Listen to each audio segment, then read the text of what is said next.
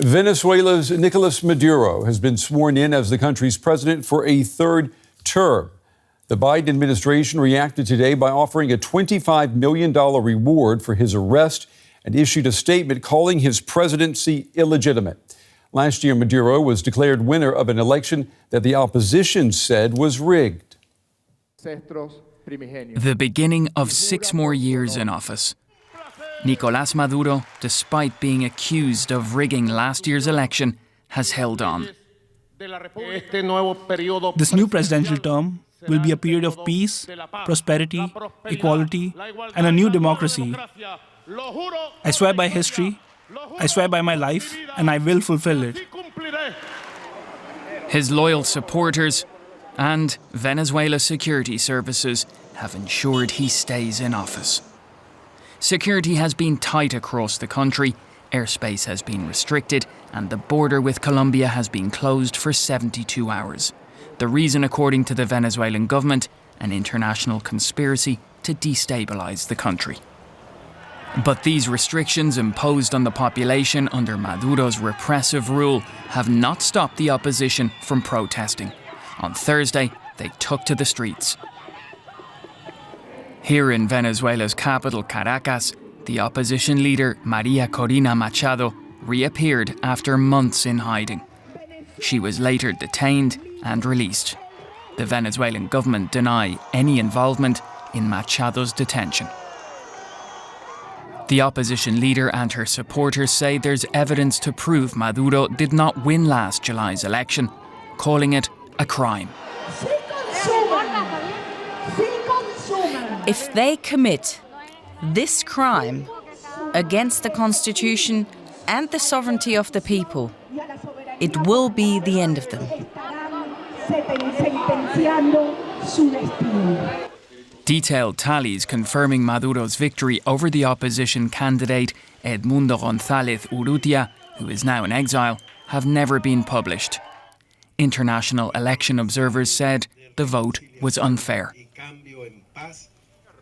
Claims that Nicolas Maduro has dismissed and have not prevented him from ruling until at least 2031. All right, I want to go now to our correspondent, Oscar Schlenker. He is in Venezuela's capital, Caracas. Oscar, Maduro has been sworn in for a third term as president. I mean, what can we expect, and how will he rule with this controversy hanging over his presidency?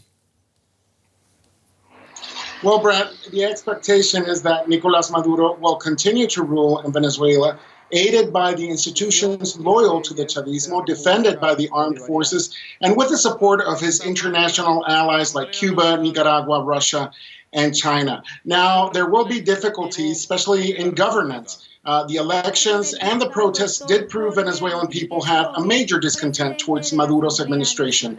Evidence towards that discontent has been the repression and persecution against the opposition, journalists, and activists we continue to register. So there are no guarantees for political and civil rights, and we can expect that to worsen in the coming months. And that, of course, drives an increase in migration.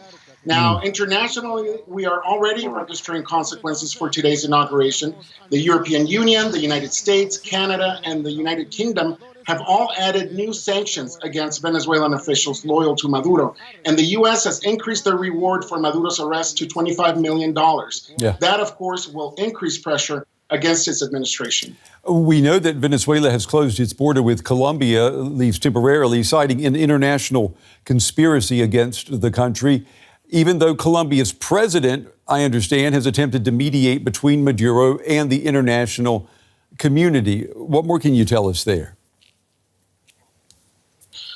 Well, this was expected. Even though Colombia has stated they want to continue bilateral relations with Venezuela, just yesterday they rejected the human rights violations regarding recent arrests and the lack of evidence supporting Nicolas Maduro's electoral victory.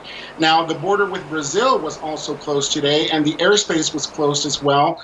Anti-missile defense systems were also implemented, and some of it has to do with the threat of Edmundo González Urrutia entering the country to be proclaimed president. We now know that he's still in Dominican Republic, but will not be attempting to enter Venezuela for now. I want to talk about the opposition. Maria Machado released a statement a short while ago and made an appearance at protests yesterday. I mean, how does the opposition plan to keep fighting Maduro's rule?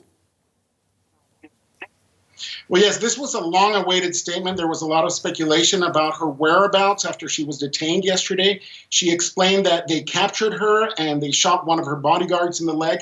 After they made her record some videos, they told her the order was to let her go. And she stated it took her several hours to reach a safe place where she is now.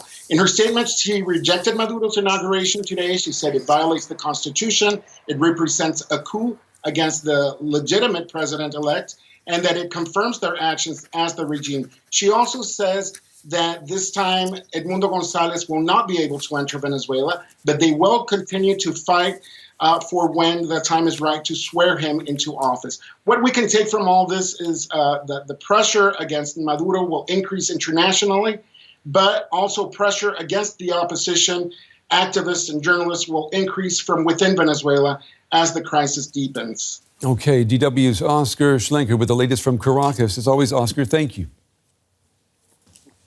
Thank you, Brent.